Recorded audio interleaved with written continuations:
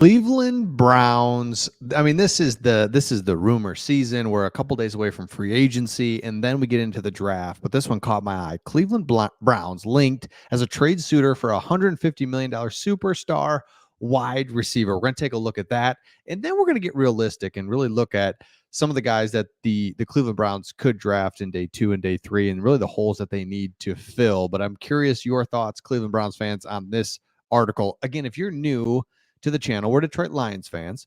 We have this channel because we cover teams that don't get the love nationally, and Cleveland Browns fans, you're one of those teams.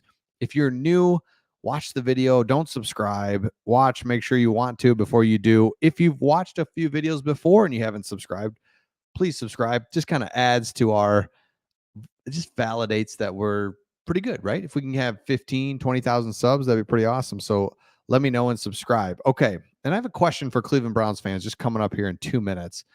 Now, here is the trade. They can be aggressive under Andrew Berry and trade for Devonte Adams. Now, I'm going to tell you why this kind of makes sense and why it doesn't as well. You need more weapons for Deshaun Watson. If you're going to make this kind of investment in Deshaun Watson, $230 million and 3 first-round picks, you have to supply him with as many weapons as possible. And this was said on the Orange and Brown Talk podcast on March 2nd. And so, absolutely, there are some intriguing free agents available. Kelvin Ridley, Mike Evans. Mike Evans no longer available, but Kelvin Ridley. But Cabot sees Browns investigating a trade for a playmaker and mentions Adams. I think they will look at the trade market. Devonte Adams on the trade block. So here's the thing. If you're the Vegas Raiders, are you going to really part with Devonte Adams, especially as you're changing regimes, you're going to Pierce? Like, is that something you just want to mess up the locker room? I don't think so. So number one, I don't think he's available. Number two, you have to give up draft resources to make that happen. And do you have those? Because you don't have a first round pick. That's tough. And so you would have to give up future stuff. And it's like, man, we have the quarterback. Now we have to trust that. And I actually believe opposite of this article. You have the quarterback. Now you don't need the other superstars. You have a superstar quarterback. You think he is. I don't know if he is, but you think he is and you got him. So I don't think we need to get crazy and get more superstars and leverage our future and free agency and all of that. So I don't like it. It caught my eye. Let me know in the comments. Devonte Adams, of course, but because you don't have a first round pick, it would be a second this year. There goes your second round pick and a first and a third. Or you know what I mean? It's like, oh man, draft picks are so vital. Okay, Cleveland Browns fans, in the comments, let me know how you became a Cleveland Browns fan. Was it just from birth? That's all you ever remember? Dad was watching the Browns in the living room and that's like your first memory? Or did you jump on board with a certain player? Maybe there was a certain player that caught your eye that you started to watch and that you really liked.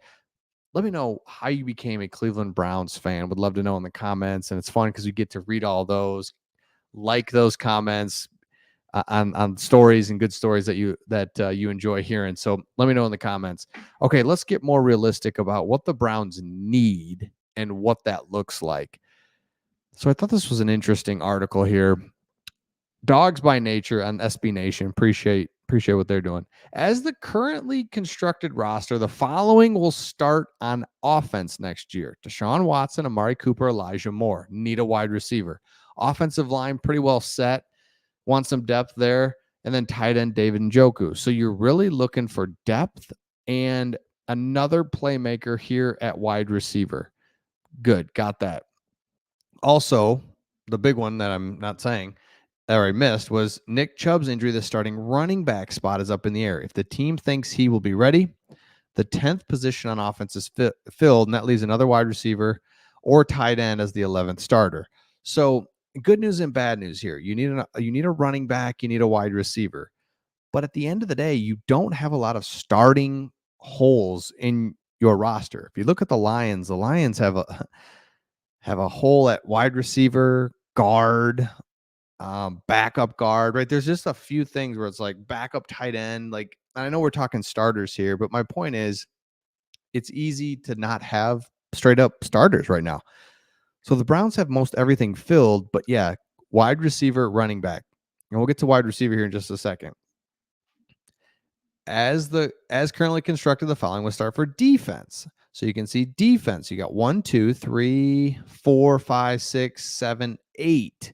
So 8 starters return. Zadarius Smith, Harris, Elliott, Hurst, all set for free agency. So 2 starting roles are currently available, and a key rotational edge player, linebacker as well. So a lot more work to do defensively. So much has been talked about offensively as the wide receivers, the last article that I just showed you, but really defensively is where the Browns will really expect to look in free agency and in the draft. So you go to the draft.